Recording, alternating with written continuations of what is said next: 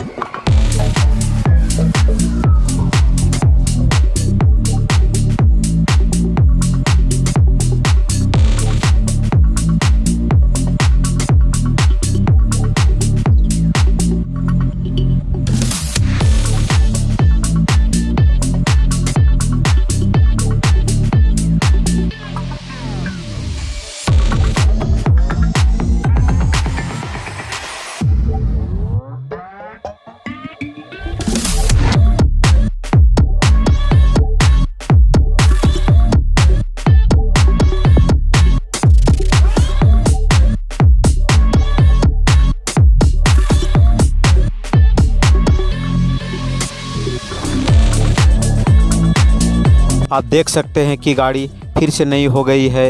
ये वीडियो आपको कैसा लगा कमेंट करके ज़रूर बताएं।